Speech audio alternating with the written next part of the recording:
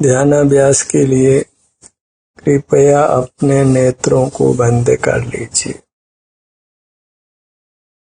मूर्त पदार्थों को देखना जानना बंद कीजिए। सकल दुख मूर्त पदार्थों को देखने जानने से है। मूर्त पदार्थों को देखने जानने से ही जीव की संसार यात्रा होती है। यही सर्वजनागम का सार है। प्राय उपदेश ये मिलता है कि राग मत करो, द्वेष मत करो। रागी बंधता है और वीतरागी छूटता है। देखना यह है कि मूर्त पदार्थों को मत देखो, जानो। मूर्त पदार्थों को देखने जानने से जीव मूर्त से बंधता है और नहीं देखने जानने से वह मूर्त के बंधन से छूटता है। और ये जीव के अधिकार में भी है कि वह मूर्त पदार्थों को जाने या नहीं जाने। आंखों को खोलकर देखे या आंखों को बंद रखे। उपदेश वही होना चाहिए जिसकी अनुपालना संभव हो। मूर्त पदार्थों को संसार का हेतु जानिए, क्योंकि उसी से बंध कर हम अपने सुख स्वभाव को खो रहे हैं। मूर्त का बंधन मूर्त को देखने जानने से है, इंद्रिय ज्ञान से है। काम तो इतना ही करना है कि मूर्त पदार्थों को नहीं देखे जाने, और उपदेश नाना प्रकार का मिलता है। उपदेश की भरमार ही है और इसी यथार्थ उपदेश की उपलब्धि प्राय नहीं है। इसके विरुद्ध देखने जानने के समर्थन में सारा जगत खड़ा है। जो संसार का हेतु है उसी को स्वभाव माना गया है। राग द्वेष का सीधे निरोध नहीं कर सकते हैं। जिन पदार्थों को देखने जानने से राग द्वेष होता है, उनको देखना जानना बंद करने से राग द्वेष मिटता है। सीधे ही राग द्वेष को मिटने में कोई समर्थ नहीं है। प्रथम जितेंद्रिय जिन होना होता है, उससे ही फिर जितमोह और क्षीण मोह होता है। यही क्रम है। सीधे ही मोह मत करो, राग मत करो, द्वेष मत करो, ये उपदेश का यथार्थ क्रम नहीं है। इसमें जीव कभी सफल नहीं हो सकता है। जितेंद्रिय जिन होने से ही फिर जितमोह और क्षीण मोह हो सकता है। एक एक इंद्रिय ज्ञान के पीछे जीव ने अनंत बार प्राण गंवाए हैं।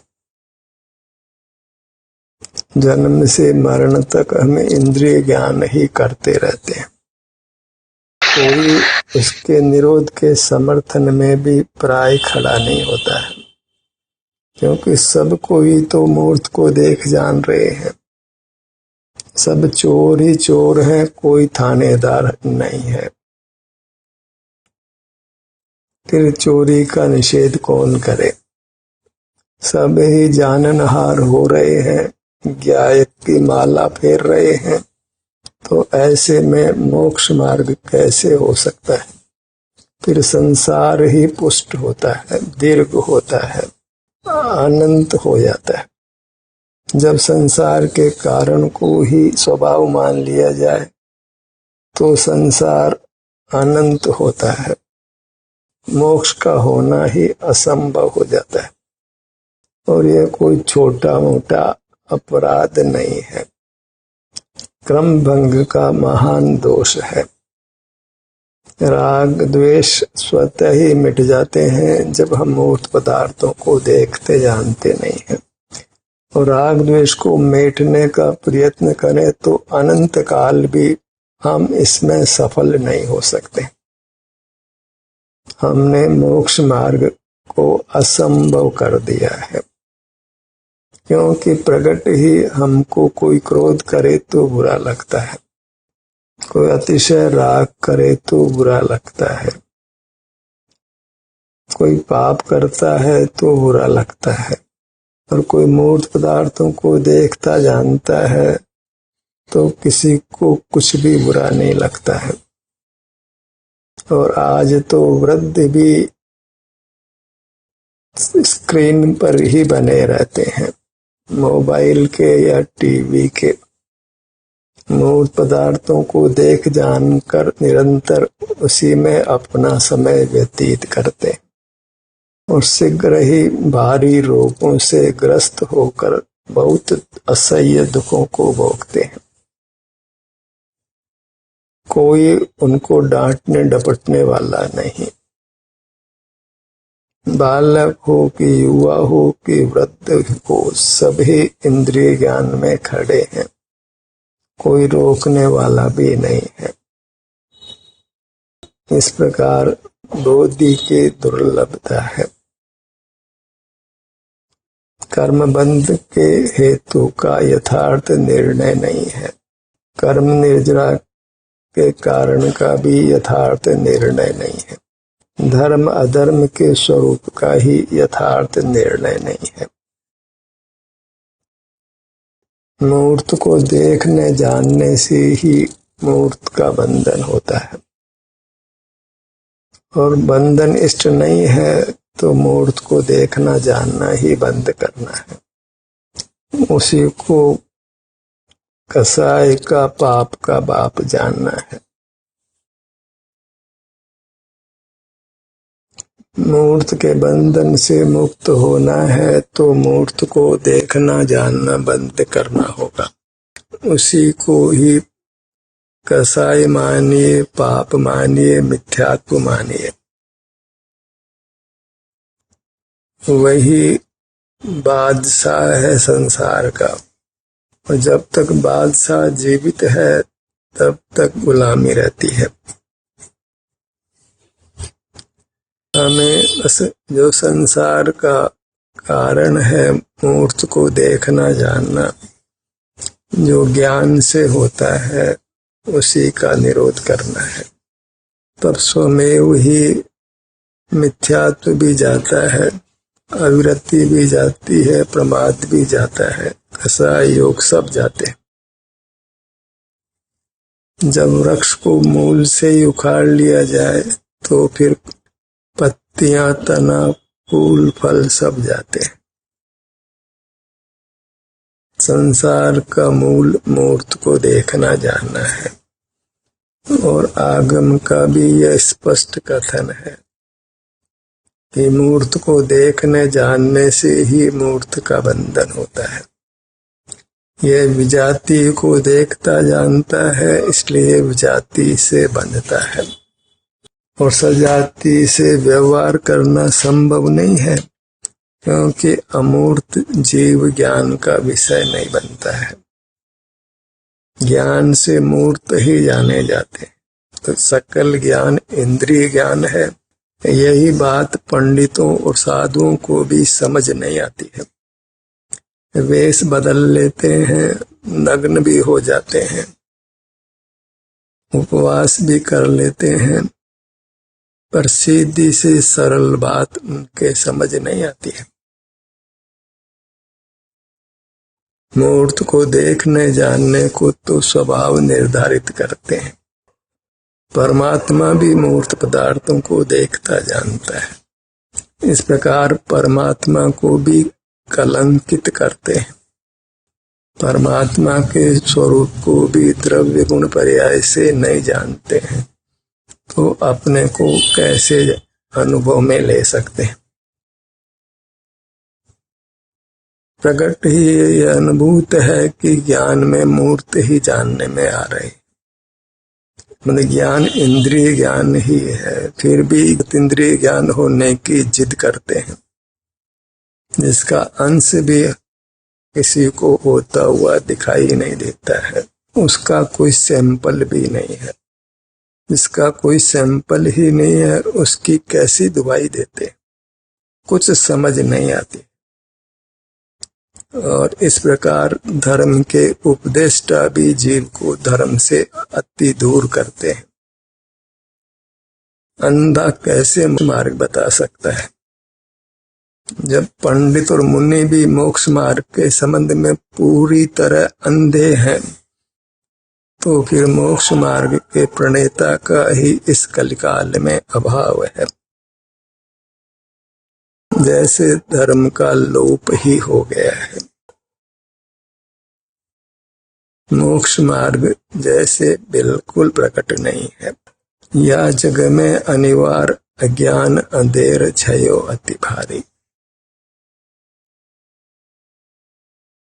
ज्ञान में सम्यकपना तभी आता है जब जीव मूर्त पदार्थों को देखना जानना बंद करता है। तब स्वतः ही हमारे सुख स्वभाव का परिणमन होता है, हमको सुख का अनुभव होता है। तो ये अनुभव से छूटने पर यह सम्यक विकल्प पैदा होता है कि बाहर मूर्त पदार्थों को देखने जानने से ही मैं संसार में दुख भोगता रहा हूँ, और अब जब मूर्त पदार्थों को देखना जानना बंद करके सहज ही अपने सुख का अनुभव कर रहा हूँ, तो यही मोक्ष का मार्ग है। यहाँ मूर्त को देखना जानना बंद किया, वहीं हमारा शरीर स्वस्थ होने लगता है, हमको सुखानुभूति होने लगती है, सुख स्वभाव का परिणमन शुरू हो जाता है। कोई जीव कितना भी बीमार क्यों न हो, असह्य रोगों से ग्रसित हो, निद्दत निकासित कर्म का उदय हो, भयंकर कोढ़ से ग्रस्त क्यों न हो,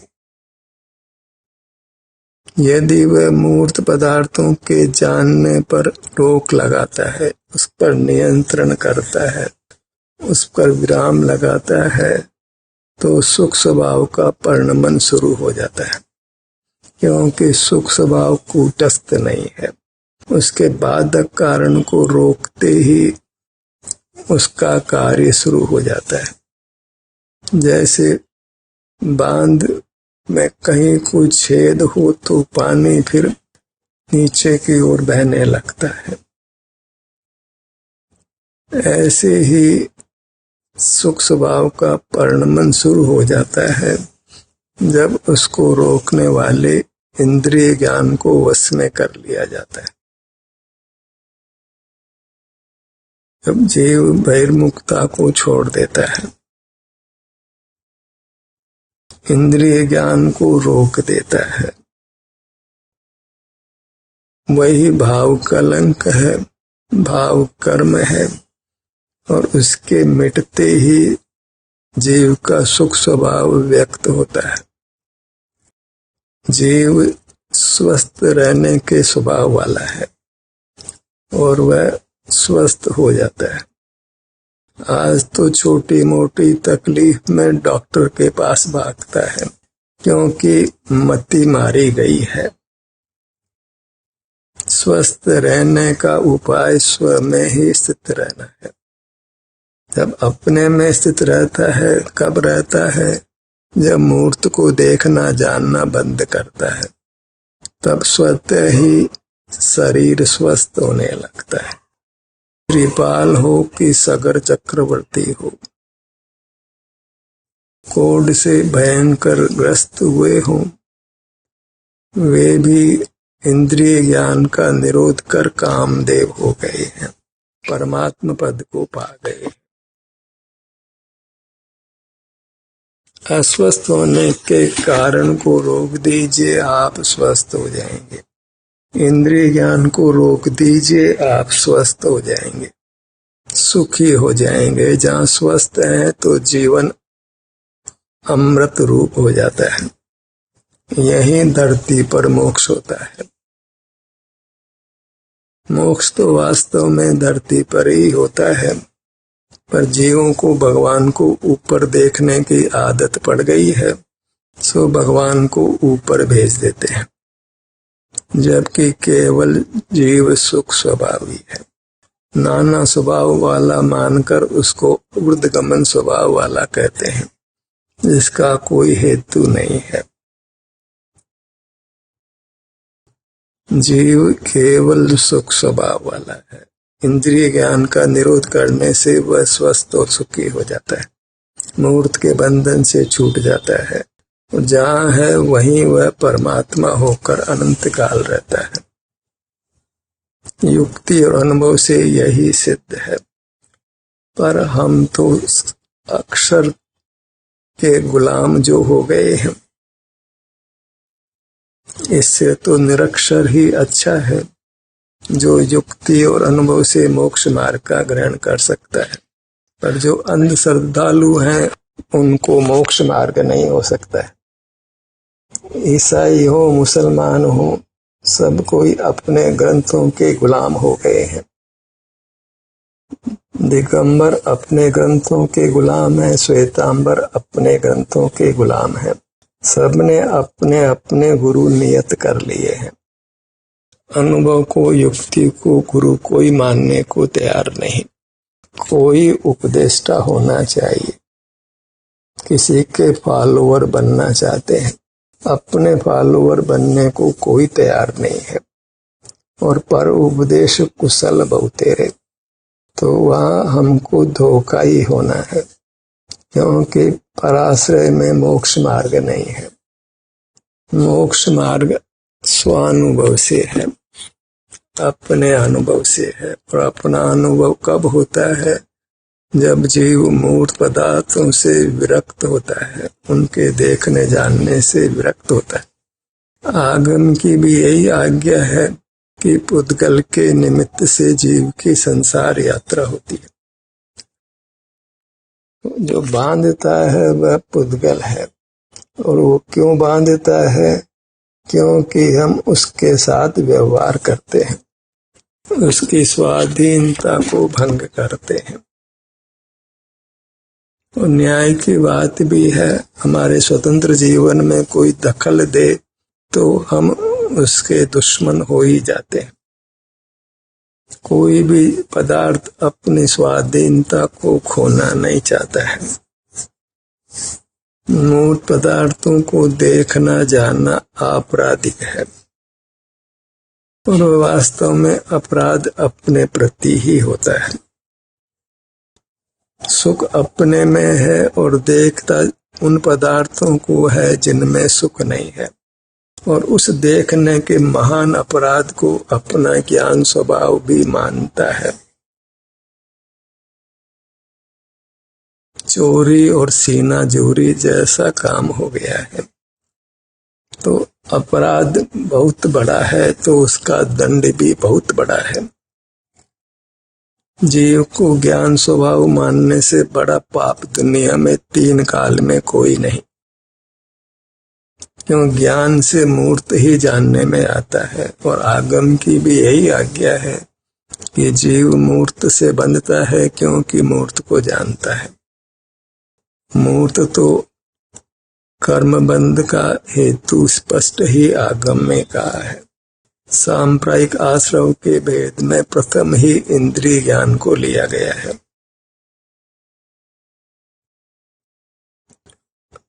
आगम भी वास्तव में ध्यान के पक्ष में है। स्वाध्याय तक तो बहिर्मुखता है, ध्यान में ही जीव अंतर्मुख होता है। ध्यान से ही कर्म कलंक का नाश होता है। ध्यान का स्वरूप यही है कि अन्य चिंता निरोधो, यानी अन्य पदार्थों को चिंता मन देखना जानना। मूर्त पदार्थ ही जानने में आते हैं, उसी का नाम ज्ञान है। वह इंद्रिय ज्ञान कहो कि ज्ञान कहो। उसी से जीव बारंबार मरता आया है। मूर्त विषयों की ओर दौड़ते हुए वह अनंतों बार प्राण गंवा चुका है। मूर्त में सुख नहीं है, तथापि मूर्त में सुख का भ्रम होता है। रेगिस्तान में सूर्य की रोशनी में पानी दिखाई दे, डाबर की सड़क पर सूर्य की रोशनी में पानी दिखाई दे, पर चलते ही जाओ पानी दिखता रहेगा, पानी मिलेगा नहीं। मूर्त पदार्थों में सुख दिखता रहेगा लेकिन मिलेगा नहीं, रे जीव बर्बाद होगा। और मूर्त पदार्थों को देखने जानने को स्वभाव बना दिया जाए, वह तो फिर निद्दत निकाचित कर्म ही बांधने वाला है, जिसका कभी नाश होना संभव नहीं होगा। संसार अनंतानंत होगा। अनंतानंत तो क्या कहें, अनंत ही अपने आप में पूरा है, जिसका कभी अंत नहीं होता है।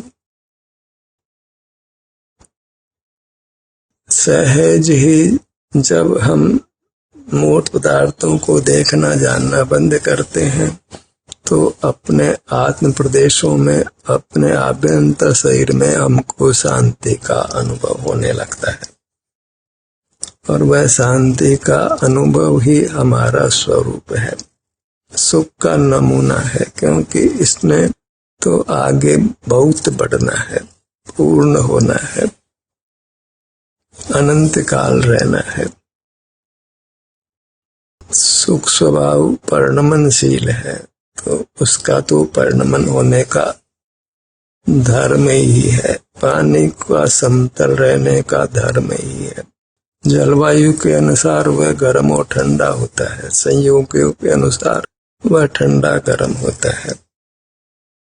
स्वभाव अबाधित होता है, अनंत काल रहता है। तो जीव का स्वभाव स्वस्थ रहना है, सुखी रहना है, और वह अबाधित है, अनंत है।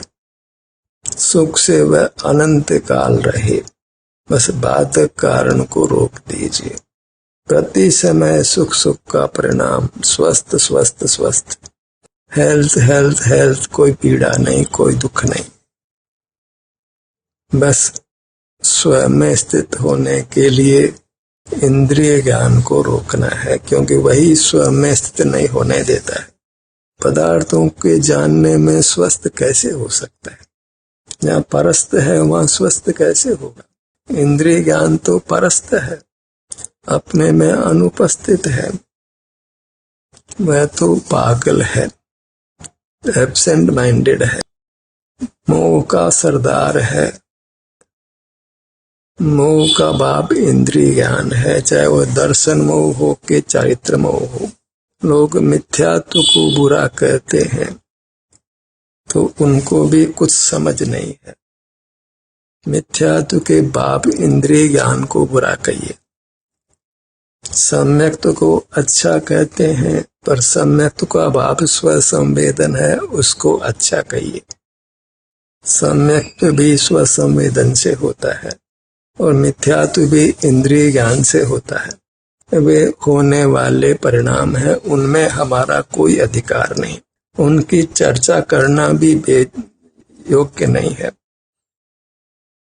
उससे सिर्फ आप अपने पंडिताई के अहम को पुष्ट कर सकते हैं, ऊंची ऊंची बातें कर सकते हैं।